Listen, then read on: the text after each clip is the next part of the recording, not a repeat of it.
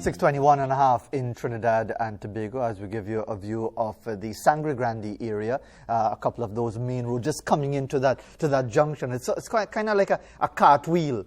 For those of you who are familiar with that Grande area in the area of the little tiny roundabout where the camera would be located, even as it's focusing now on the telephone lines and so on. It's a series of spokes with roads coming in to that roundabout area as we take the look at Sangre Grande on this Wednesday morning. But anyway, let's get into studio because we want to get into our family focus segment this morning. How many of us know or probably are a part of any particular relationship where we believe that boundaries are necessary? Do we understand that the whole concept anyway? Understanding how to relate and interact with each other is key, especially for a family. We live in a world where the family is not only nuclear, but we have extended and blended families. Remember, we've talked about that already with the challenges that are in relation to that.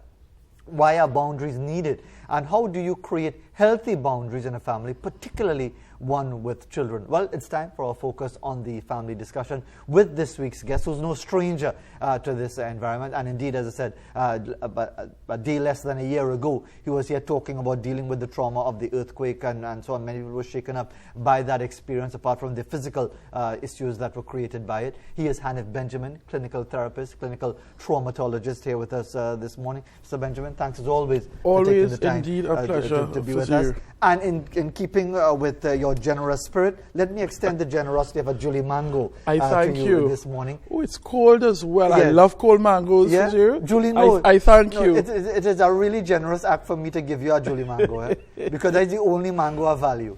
But as do I. So I must tell you, I appreciate the mango, and I must tell everyone that the mango look as if it was made with love. You see, it's nice. There are no stress marks on this mango. There are no conflicts here, right? So I appreciate this mango. Well, that is from Dougie's family, from the yard. Thank you. Yeah, so I will be having this for breakfast this morning. All right. Well, thank you. I hear you wanted to give a shout out to our Nutsman. Listen, I mean, this program has been really phenomenal, and what you all are doing here is really amazing in terms of allowing me, first of all, to reach into the homes of persons. But as I traverse Trinidad and Tobago, as I did on Monday, the Nutsman by Mova Junction, flag me up, big man, you just talk real good to go on TV, you know where to keep it up. And it's amazing that, people who we sometimes write off as not active in society, they hear, they listen, and they are active. And I wanted to pay particular attention to the Nutsman at Mova Junction there, who is always committed. You're seeing him there every day. I'm doing his part. And I want to say to the Nutsman and all the Nutsman in Trinidad and Tobago who is always locked on and is listening and is willing to do their part, I want to say a special good morning. And congratulate the station for this program. This is a mighty program. Let me acknowledge, first, right out, as I always do, that this is the initiative of our producer, Aksha Gulston. Because left up to me, I cuss politicians Monday to Friday, 6 to 8 o'clock. Well, let me say this. I've been told that I'm not sure what I bring to the station, but I allow you to behave. I don't know what that is. People always say, when you there, Fazir behaves. So I don't know if you are badly behaved or what's going on. Maybe we need to have a conversation at the Center for Human Development. Call me. But they said Fazir always behaves. I can get back my Julie mango there, please. So I don't know what it is. But they said they like when I'm here with you. It allows for you to behave. So I don't know. I'm not getting involved. But I just bring in the information as I get it. Let's move along with our segment. And indeed, as I was saying, I mean, I was an accidental viewer last night to the program that is supported by the Ministry of National Security, the Citizens Security Program, and it's I Am Citizen, and really promoting family and values and the challenges that are faced. And I just feel that's where we should be spending a lot more of our resources, our sponsors, and whatever. But again, that's a bigger discussion. You're quite right. I think that as a country who is dealing with, we are dealing with a lot of trauma. I believe that the structure, the fabric of our family has been deteriorating for some time. And with the advent of the internet and the speed at which it is coming to us, continues to deteriorate the family. And I think as a country, we need to spend more time on the positives. We need to always exude positivity first and then after. And we don't spend a lot of time there. We don't spend a lot of time talking about the goodness. Trinidad and Tobago, even as you look at this Carifesta situation, the talent, it's amazing. What we can do as a country is pretty phenomenal. But we are so concentrating always on the negativity, the bad things. And in media as well. One media practitioner told me, if it don't bleed, it don't sell. So we look for those type of stories to adorn our first 3 pages, and the goodness always get relegated to the back, or not at all. And I'm saying the time has come. If we really want to move this country forward, we need to pay attention to the things that are good and pure within us. I hear you on that, and I know this is not really part of our discussion, but just 2 minutes on that point before we really move into our topic about relationship boundaries and so on. Don't you think that if we really want to make that change to Trinidad and Tobago, we need to highlight all these wrongs so that we could, if whether it comes to embarrassing these people or motivating wider society to change these negative behaviors and whatever, isn't that part of the role of the media? It is part of the role, a critical part of the role. But equally important is what I call the equilibrium. It cannot be that we will only highlight that is bad. We must keep people on their toes. I want the media to call me. I want the media to say, Hanif, what's going on here? Keep me accountable. Although one should not need a media to keep them accountable. Correct. But we live in a society where sometimes an extra eye is always important. So while the media has its role in showcasing that aspect, I also believe that equal amount of time should also be spent building. And while we criticize and we chastise and we hold people accountable in one end, and it should be done responsibly, I don't think that it is always responsible in the way it is done. I think, on the other hand, we should also talk about the positivity, because sometimes people want both. Sometimes people don't always want to hear the bad, or people want to hear, you know what? Okay, this is good. This is good. Okay, we have to deal with that bad. But we don't always get that. And I think as a country right now, it is important for us to get both aspects. We need to build this country. We're at a low place, and we need to build it. That is why I spend so much time trying to bring information to people so that we could build them, we could build capacity, we could get families the help that they need. Because people are stressed out, people are struggling, and people need help. But you could imagine you're stressed out, you need help, and all you're hearing, negativity. I hear you on that. And so, all right. So let's move into our topic, because you have your Julie Mango, you get extra pack of salt and fresh. Next time you pass him over Junction, after you big him up and so on. Let's talk about the issue now of boundaries in relationships. What are we talking about here specifically? Boundaries are guidelines, rules, limits that one set on themselves or to the people around them. Boundaries most times starts with me, you. You set that parameter in which you want to operate. But when you look at family life and you look at where we are as a country, we are seeing where the deterioration of family, the drama, and as a practitioner, as a clinician, I see family come to me all the time with so many issues. And the issues are sometimes intra-generational. It means that the issue started 4 generations ago, and this cousin is still cussing this cousin for something that they have no idea what they're cussing about. And so you see the deterioration of the family life over time. And you often ask the question, what's really going on here? And in my practice, what I see as a clear indicator are the boundaries. When you look at the relationship between children and parents right now, when you look at the situation between the step situation, because in Trinidad we have kind of made the step situation almost real in a sense, in the Caribbean as a matter of fact, right, where you have either the stepmother, the stepfather, the stepdaughter, the stepson, and that in itself creates a challenge, and we'll delineate later on. Sure. And you also have the situation of technology, and we seldom speak of technology. Most of the textbook that I teach from have no indicator of technology, because it wasn't perceived that technology would have been such a boundary issue in families. And I say families because we tend to look at technology as a problem with young people, but it is not. When you look at the behaviors and the pattern of young people with technologies, our parents are equally the same. And so we need to examine that as well. So when you look at a well-adjusted family, Fazir, when you look at a well-adjusted child, and when I say a well-adjusted child, going through the normal everyday life, but they're okay, you notice that that is a family who have set up boundaries and who are living by boundaries. The challenge that I find is mother, father, or the parent tend to instill boundaries, not discuss, not identify and have a conversation. They come in and they instill boundaries most time after a problem. Okay. So it is never before the fact. It is this problem occurred, and as a result of so it's this, a reactionary sort of situation. And when that happens now, it creates further friction in the family. Because now, you did not identify it as a problem prior. Now that I am in a problem, you now create a stringent boundary or whatever to deal with the matter that has now alienated the child or children and has caused further friction in the family. Same thing for marriage.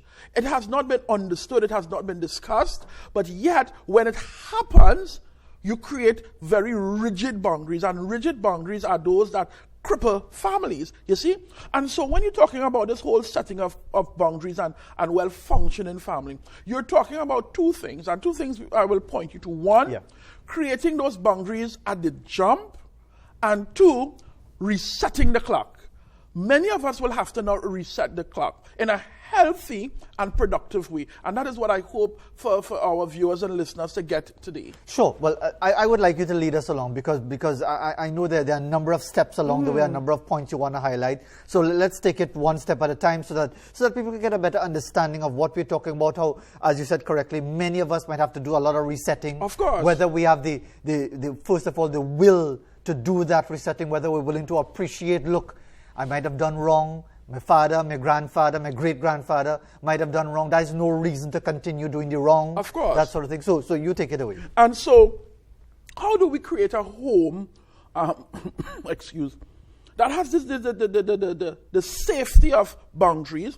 And when I speak about boundaries, again, I'm speaking about two types of boundaries. Our physical boundary and our emotional boundary. Because I tell you, they are both critical and important. How you manage your physical boundaries are critical in the home setting as much as your emotional boundaries. Because if either or the two are out of whack with each other, you have a chaotic situation. So you can imagine that there are no physical boundaries in a home or no emotional boundaries. That means you are going to be stressed out. That means your environment will be a toxic and stressful environment. Explain what you mean by a home where there are, the physical boundary speaks for itself, where you know there are no certain limits which should be respected and so on, levels of privacy and in that regard. But when we talk about no emotional boundaries and so on, explain what you mean. When you talk about emotional boundary, you're talking about that boundary you set for your mental capacity, what you will and will not accept, allowing people into your mental space. That's a powerful thing. Being able to determine in a home what is too much and what is too little in terms of my mental capacity. Because while you could put up what you call a boundary, a physical boundary, mentally, people need to understand what is this perimeter or this fence you're going to put up. Because it's an invisible fence. And so you need to explain to people, I do not like when you do this. It takes me the wrong way. I do not like when this happens. I would prefer if this or that happens. It means that you are explaining to people that in my mental place, I do not like this. Because what you have happening in families, and I see it every single day, you come to a session with a perceived problem, and I always use the index finger. Yeah. I say to the person, take this finger and put it exactly on what you think is the problem. The man and the woman, always, he's using the index, she's using the pinky. They never combine. You know why? Because there is a belief that there is a challenge. There is a belief that there is a problem. You have a particular belief. She has a particular belief. Or the child has a particular belief. And no one is meeting in the middle. And that is because our emotional space have been compromised. Because we don't want to tell people about what is bothering us here. A lot of times because of fear, rejection, power, struggle. So those are some of your mental or emotional boundaries that is never very clear. But that causes a lot of the problems because, again, the physical boundary is easy for us to see. But the emotional boundaries are those that we don't really talk about or we don't really action. And that cause most of the problem because it's something deep down inside. So in therapy now... You realize you can spend the rest of the show just talking about just this topic emotional alone. boundary. Of course, because it's powerful, and that is where I see most of my work as a therapist. How do we... So therefore, from that stepping off point, how do we help myself, others, people who see this as something that they really need to pay some attention to? How do we help people along in dealing with You wanted to go there now? No. I don't know if I'm going too far ahead, but yeah, okay. Because you see, I have it in stages for us. Okay, you go ahead. So the help coming later on. Okay, all right. Yes. Okay, go ahead. You go. Because you you see, I want people to understand what it is. Okay. A lot of time, Fazir, in our life, we go through a situation and we are not sure what it is. Yeah. So first of all, you have to diagnose. Yes. All right, I get you. We have to allow people to first of all see it, to feel it, to experience it. Because you know something wrong, but I'm not sure. Like those not so young among us, something ain't right. Yeah. And you go by the doctor like my mother, and she had to use her hand. I'm not sure what's going on, morning mother. I'm not sure what's going on, how it's going on. And so we want to help people to understand what this thing is. And then we will take it, yeah? So no, right. you don't watch me like if you're waiting for my permission. You go ahead. And so when you talk about that emotional thing, a lot of times I was saying fear of rejection, abandonment. You're talking about fear of confrontation, guilt. A lot of time it's guilt. And again, because we were never thought about healthy boundaries, We were never taught about what is a boundary, physical and or emotional. As far as I know, those discussions never took place in the generation that I grew up in. It never took place. So what happens is pitch and go.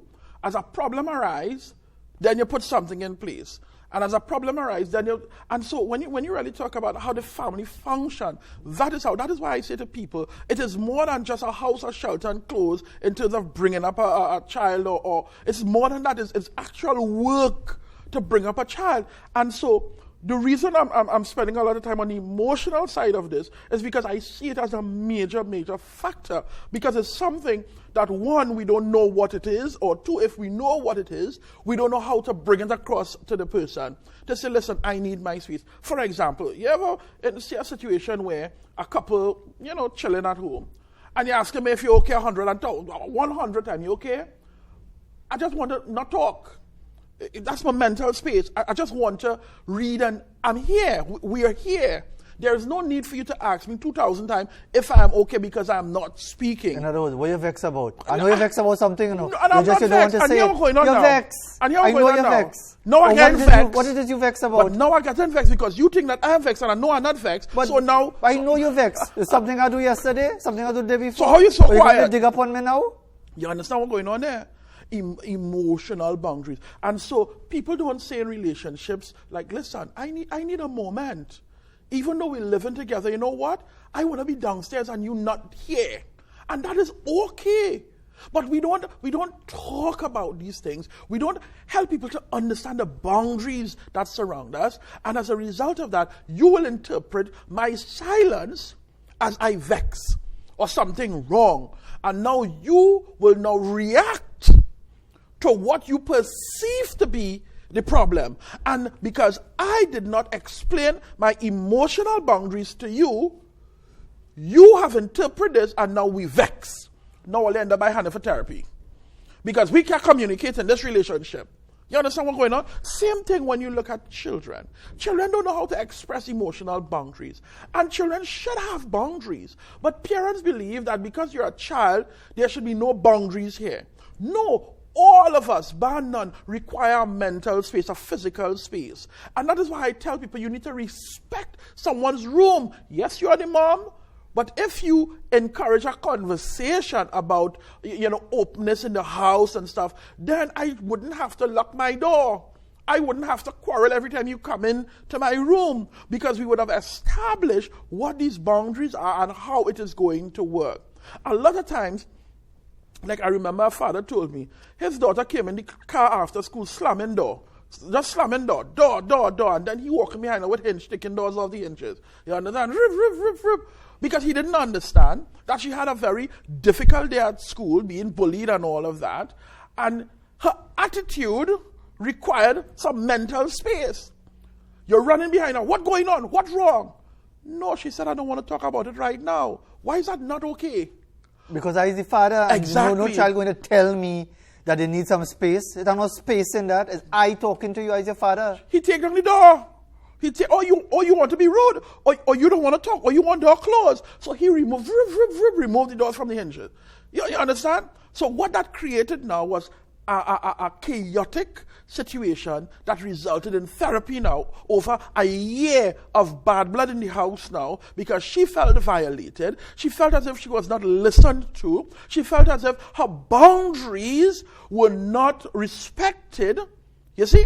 And so when they reach the therapy now is because, of course, thing break down. Right. You see? And so when you're going through this conversation about what really happened here, she did not communicate that she needed a moment. He didn't take up the cues that she needed a moment. And as a result of that, it deteriorated into an argument and a fight that further exacerbated this young person's life and created now what I don't want to talk to my father. And now we end up in a situation for a year where I'm not talking to my father. I wonder how many people listening to us right now or watching right now could actually identify with a complete breakdown of a relationship simply because one didn't want to respect the other's space, just for a little while. And it just, from worse to worse to worse, and it just snowballed to the point where it is a complete breakdown. And you look back on it and say, if I had just given a few minutes. We call it a pause. I like to call it a pause. And I say it to parents, I say it to children, I say it to husband and wife all the time. You see that word pause? I love it. If we practice a pause in our life, 90% of the challenges we face on a daily basis will just evaporate. Learn to be still. Just be still. Just be still. All religion across all what talks about all scripture. Yeah, Learn to be still. everyone will ever talk about just be still. Just allow the air to clear. Just be still. And we don't respect that pause. We don't respect the stillness. She wanted to talk about it, and she wanted to talk about it now. And here the drama. I don't want to talk about it. I said, listen, I agree it is important, but I am not in a frame of mind to have this conversation now. You're upset, I am upset. So one of the parties trying to instill a pause. But here what you're going to do now, you're going to unplug the TV because he's trying to watch cricket to calm his mind. So you unplug the TV. Now when you unplug this TV now, what's going to happen here now? Now he starts to go crazy. Because here what's going on. I tell you I don't want to talk about this now because I'm upset. I'm watching the TV to calm my mind. You don't want to respect that you unplug the TV and stand up in front of the TV. We're going to talk about this now. Now, what do you think going to happen there? Domestic violence, this, that, family chaos. All because you didn't want to take a pause. I say to parents all the time, there is no rule that say you have to discipline now. There is no rule that say you have to talk about it now. As a matter of fact, if you walk away, I say ground yourselves. If you walk away, respect the boundaries, you will think about this thing in a rational manner, and the effect or the end result will be 100% different and better than if you rushed in to the drama. Speaking of pause, let's take a pause right now. And it's not because you're going to unplug the TV and get me vexed because I can't watch the cricket tomorrow on TV6 when the test match gets underway. It is because we have to fulfill some commercial obligations. And as I said, I've already realized that this particular topic, we ain't going to finish it this morning, and we might have to have later on some further discussion on this, because this really gets to the heart of so many of the issues in the family circle, in the social circle, in many senses. We'll be back right after this break.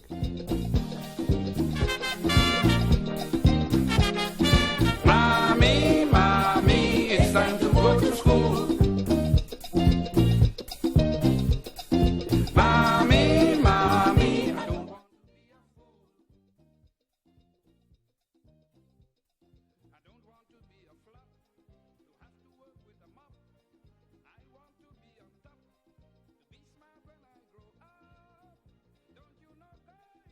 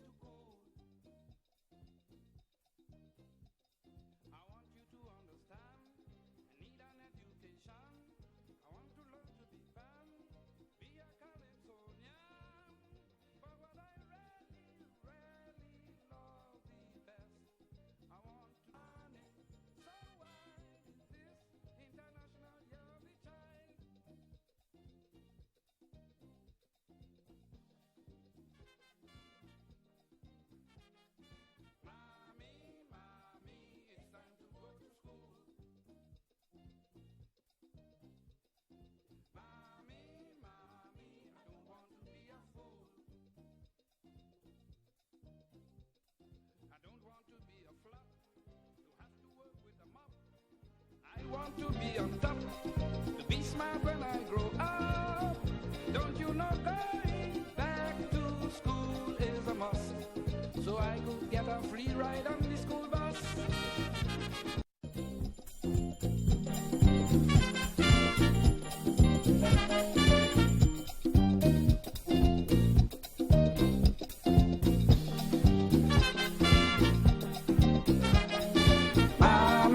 Mommy, I want to go back to school. Mommy, stay home into cool. I want you to understand, I need an education. I want to learn to be fun, be a Calypsonian. But what I really love the best, I want to be in school in time for recess. Lang-a-lang-a-lang-a-lang-a-lang, the bell ringing, oh Lord.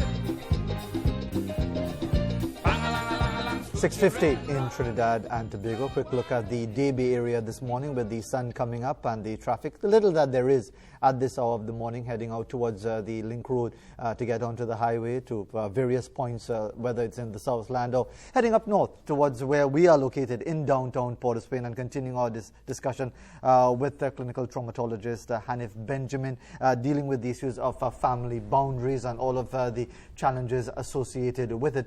So let's continue with our discussion. And we're talking about family boundaries, and just listening to all that you're saying about that pause and so on. To use the sporting analogy, I hope you don't unplug my TV. No, it's all right. Yeah, you go ahead. Right. It's kind of like the timeout thing, and I wonder sometimes if a husband and a wife or any kind of relationship, when they're walking the house, they do like, watching an NBA game, and you look up to check the scoreboard. I trail in 87 points to 895. So I have to share some licks now. I'm losing this game. I need to win. Right, and that's the mentality, I have to win. Because no one enters into a conversation, or very few of us enter into a conversation for resolution. We enter into a conversation to win. You already set, in Trinidad we say we set like Mapapi. Yeah. You already set in your mind exactly how you want to play out this conversation, and what the end result is. That is why there is little finality in a conversation or argument, because unless you have been able to articulate your point to the point where the other person agrees in your point, you will continue, and vice versa. So you have this unraveling constantly of this argument or this whatever, because you come into this situation not for resolution, but for to win. I want to win my point. I want you to hear my point. And sometimes, just last night I was looking on Facebook, one of these memes, and they said, have you ever finished an argument and you're sitting and studying how many other ways you could have won this argument? You miss out real thing. And in some situation for you, people reignite the drama to get in the last word, just because I need to win. And so when you talk about these boundaries, we're talking about all of that in relationship, family life, adultery, even abuse. A lot of times we enter into abusive situation because we were taught that the abuse is the black eye and the broken ribs, But I tell people I don't even consider that. Long before the black eye and the broken ribs, we have already abused the mind. Not that we're trying to trivialize physical abuse. Of course not. Of course not. But there's something mentally. That happens long before it gets to that. Long before it gets to the physical abuse. Sure. Yeah. And a lot of time I tell people, if you do not understand your boundaries when this is happening, then you will end up in this situation. That is why a lot of time for you people don't leave, because the physical lash is almost like, my mind is already broken. And again, that goes back to the boundaries that we set very early in our relationships. And so when you talk about this whole boundary situation in family, a lot of times, as I mentioned before, it deteriorates into a bacchanal, because we were not able, one, to express how we feel. We were not able to articulate what is going on within us, and we're not allowing for the pause to happen. So as I said, the argument must occur, and it must occur now. Right? The unplugging of the TV, the this, the that, and then that unfolds into a whole drama into the house. And then when you look at it from a child's perspective, the child is not allowed to express themselves because, of course, I am the parent and I say, you don't turn no key in here, what job you have? You see, those are the conversation under my roof kind of situation. So a young person is seldom able to articulate how they feel or to even set their own boundaries. But as I said in the beginning, for those homes that set those boundaries and respect the boundaries, because you could set it, but if you don't respect it, that is a whole different kettle of fish. Yes. Then you go into chaos. You have people live in a house, but just living there physically. You have a house, but it is not a home. You have a very turbulent situation. You know what happens now? Mommy finished work at 4. Why are you coming home at 8? All of a sudden now you volunteer for everything on work. All of a sudden you have to reach your work for 6 in the morning. Daddy no longer want to, on Saturdays now he had to be in the office. We have a big project. Now this project is ongoing for 3 years. You know why? Because you don't want to be in the mess. Because no one set the boundaries, and rather than deal with the situation there, you prefer to not be there. And it may not be a case of infidelity. It not be a case of horning or any kind of thing. It's just that you don't want to be there. I just don't want to be there. I want to reach home at a point where all I need to do is bathe and go in my bed. That is what I want to do. And in the morning when I get up, I don't want to linger and lagger over home and leave my house 8 o'clock when I can. I want to leave 5:30 because I just don't want to be there, because I don't want to have an argument. So what happens there, rather than reset the clock, you prefer to not be there. So now, mother not seeing the child or family, father is not seeing, the child is not seeing anybody. And so all of the family now is segregated and separated, living in one house. So the house comes like a city gate, people just passing through. That's all it is. Come in, sleep, gone. Come in, sleep, gone. Come in, sleep, gone. And so everyone in the family now moves on their own beat. There's hardly cooking. You don't smell the aroma of no cooking food, nothing baking. Everybody buying a box of KFC or buying a box of something, coming home eating. Or if food is cooked, everybody in the different parts of the house eating separately. There is no home. And that is a result of the boundaries that we set. So why is it so important to set boundaries? To practice self-care and self-respect. Because when you are in a chaotic situation, your physiological self take a toll. Stress comes into the picture, and so that creates a whole avalanche of problem on its own. Self-respect. You should be respected, and you should be giving respect in a relationship, whatever it is. To communicate your needs in a relationship. That is critical, Whatever the relationship, whether it is mother-daughter, mother-son, or child-parent, or parent-to-parent, setting those boundaries allow you to communicate what are your needs in a relationship. Many times we get into the relationship and we abnegate our own needs because we want to make sure it works. You understand? Yeah. So rather than say, this is what I need, you settle for what is. And from the time you settle for what is, you have removed the boundary line. You see? And so to make time and space for positive interaction, that is also important. A lot of time we just live, we're busy. We don't make time for the positivity or positive interaction because, again, everybody is so uptight. So you want to make space to set limit in relationship in ways that is healthy. Again, the situation where you always need to be talking to somebody or you always need to be up under somebody. Those are things that frustrate people. And again, silently, you start taking action, So you no longer want to read home now. You no longer want to spend time home now. So you start reacting to something that you did not verbalize that you need. If I don't know what you need in a relationship, whether it is from a child's perspective or an adult perspective, I cannot fulfill those needs. Or you have not given me an opportunity to say whether or not I can fulfill those needs or I cannot fulfill those needs. And then you have disappointments, and the disappointment turns into another drama because you don't care about me. You don't want that, but it's not that. You have not verbalized to me that these are your needs, and I should be more cognizant of those needs. We have to take another pause because we're going to the news at the top of the hour. And as I said before, I was wondering when we started this segment as to whether or not we will have enough to sustain our discussion, but I now realize that we don't have enough time to go into all of the specifics associated with boundaries and all of the emotional challenges and indeed just the whole issue of resetting. Can we really reset? if it is that we've had a history of bad blood and confrontation and so on, can we actually reset?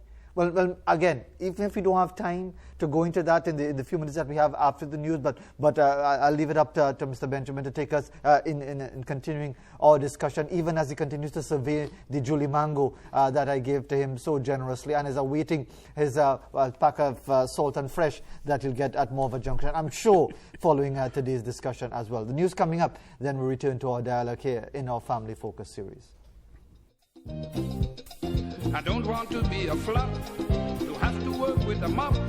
I said, with the little time that we have available, Mr. Benjamin, just move the discussion forward in the direction that you'd like as far as the topics that you want to cover. Right, and so I want to leave a couple of moments for ways in which family, although we're still short on time, I still want to leave families with ways in which they can, help to regain that level of boundary. But I wanted to talk specifically about the step situation. Yes. Because a lot of our families experience the step. Yeah. Daddy come into the situation, marry mom, bring in his children, and she have her children. Right. And so you have a lot of commingling. As you indicated in the beginning, we have different types of families, you see? Yeah. And so one of the greatest challenges that I also find in my practice is that step situation. And sometimes it becomes so volatile that people walk away or people are hurt.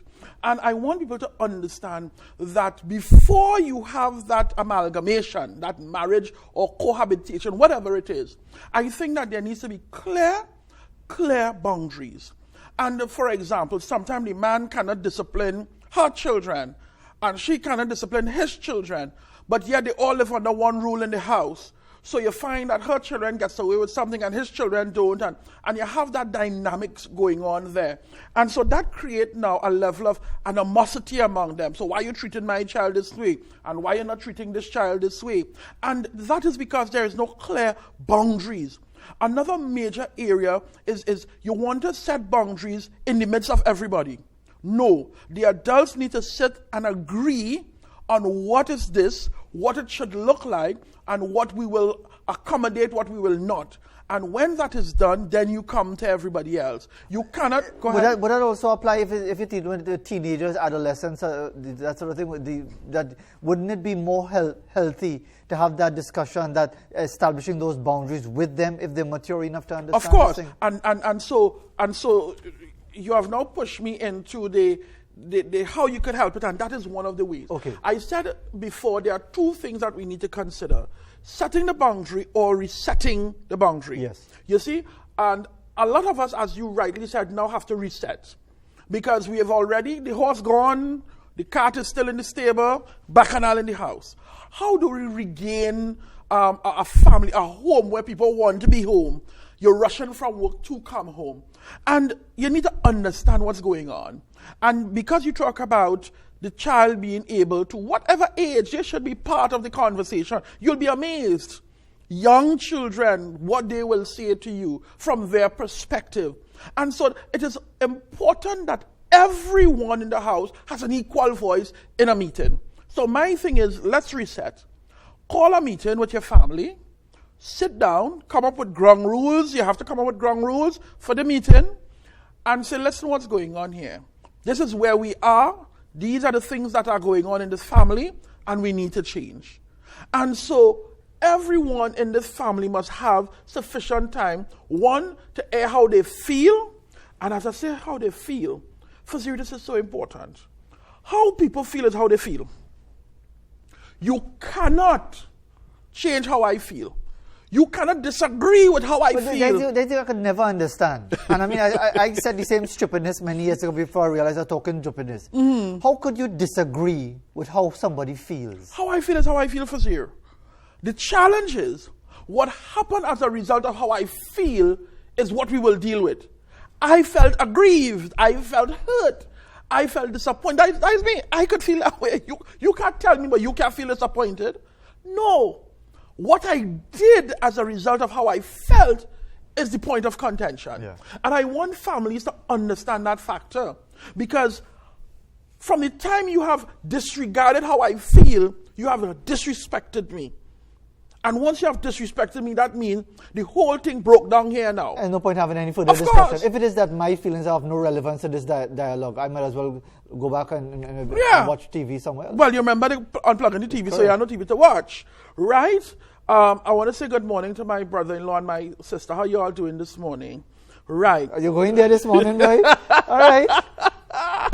I'm teaching everybody today, though. Okay, Everybody okay. getting teach. You know, a young couple, they're going through the normal things, and that's part of You the bring course. out all the business on the TV this No, morning? that's not all the business. But the thing is that it is helpful. Yes, sure. It is sure. helpful, and like they have encouraged other young couples to talk to me.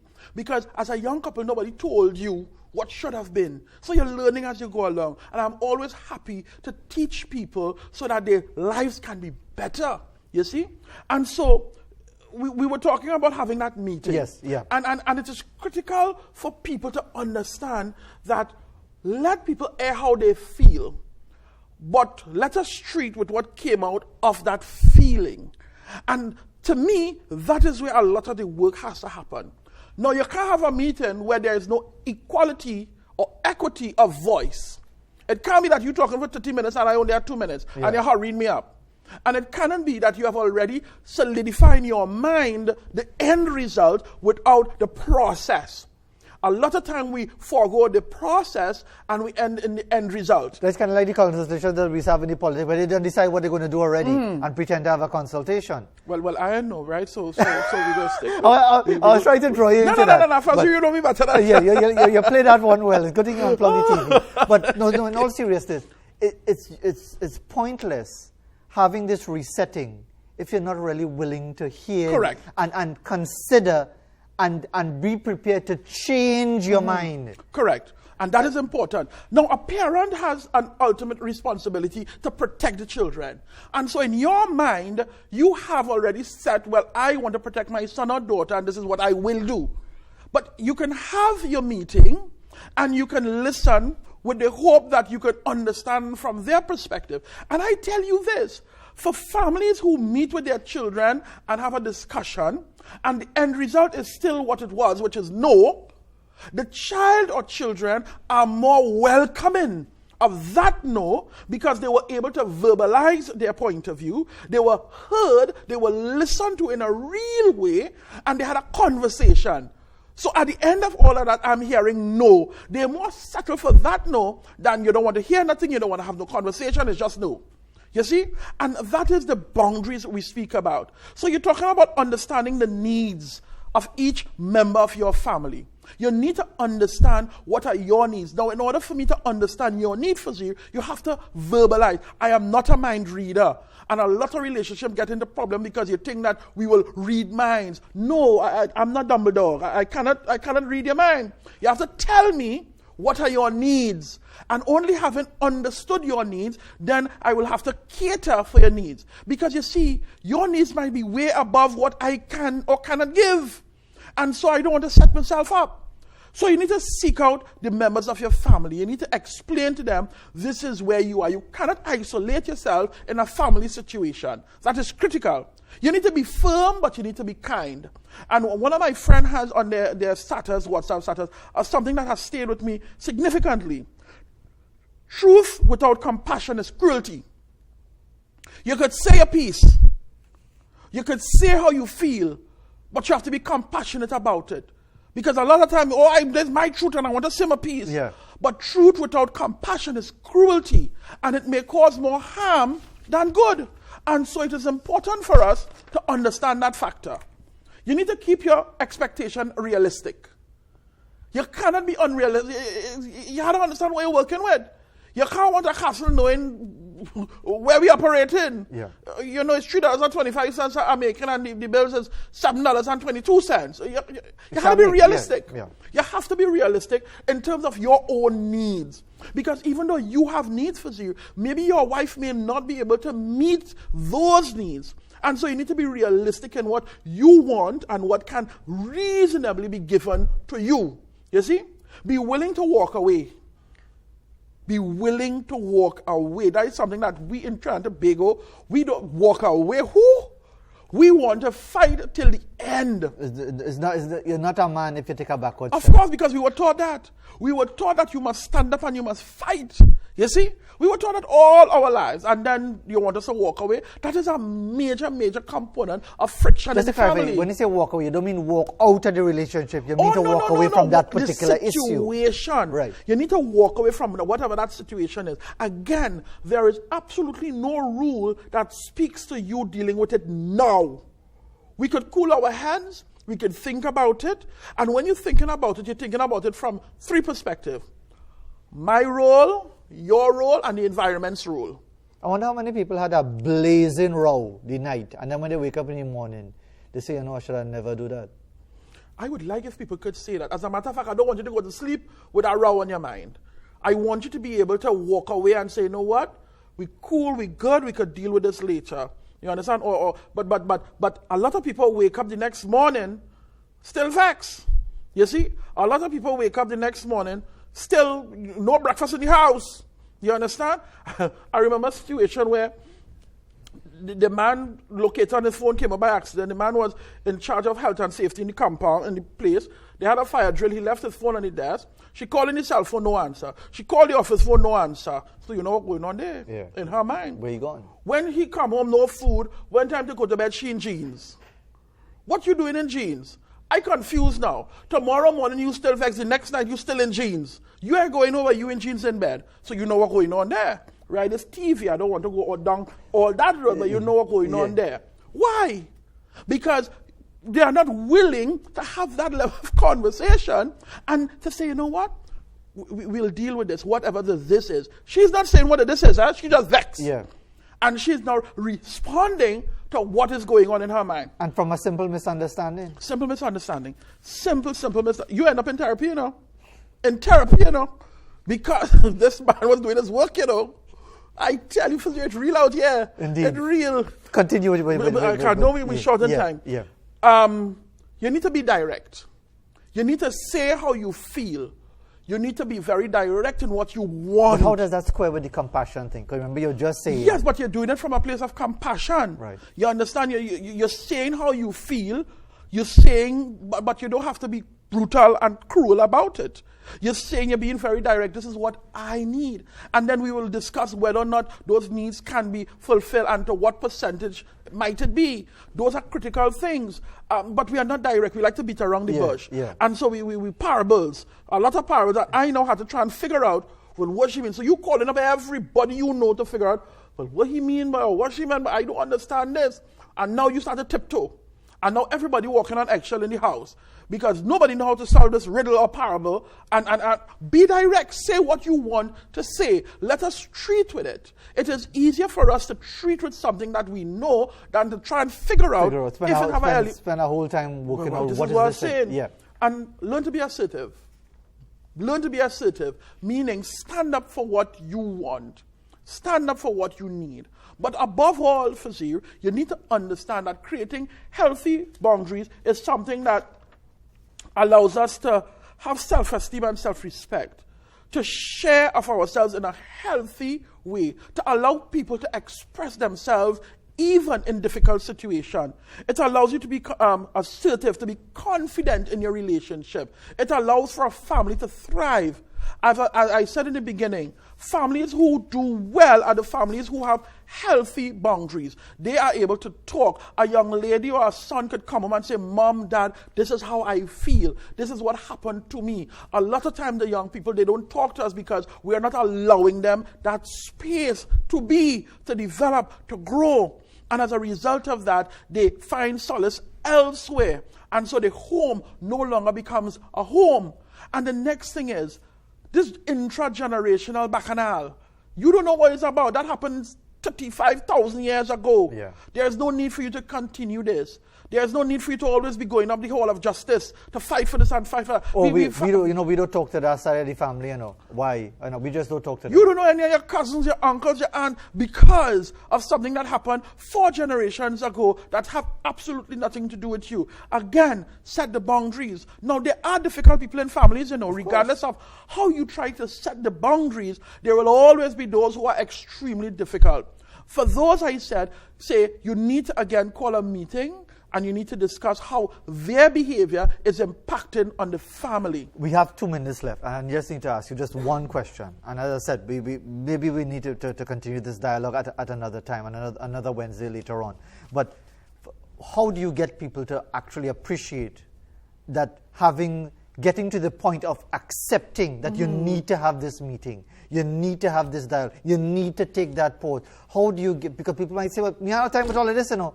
Hanif Benjamin could talk how much you want. He ain't solving my issues. And how do you get people to come to the point of accepting that, look, see what's going on here? We need to fix this.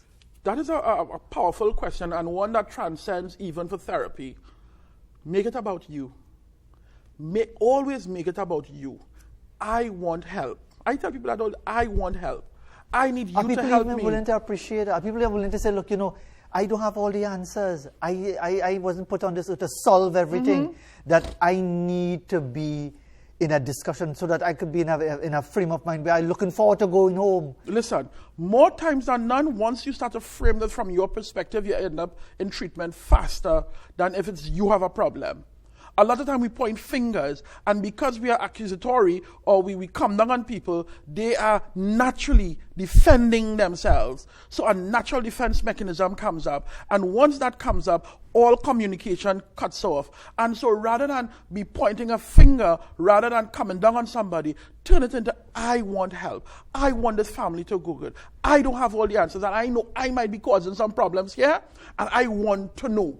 And from that perspective, a conversation can begin. Hanif Benjamin, you could keep the Julie Mango. Thank you. You earn your Julie Mango. I thank you. And you might get extra pack of nuts from the nuts man in Mova Jungs. Thanks very much for taking the time to be with us this morning. And we hope that it continues to be a useful dialogue that we have here on a Wednesday. And again, thanks to our producer, Akshay Gulson, for introducing this. This is Series 3 as we continue with our focus on the family here on Morning Edition. When we come back, we're going to put the focus on cerebral palsy and the challenges and the issues associated with it as we continue to focus on what some may say are soft issues, but for many, it's the real issues of life in Trinidad and Tobago after the break.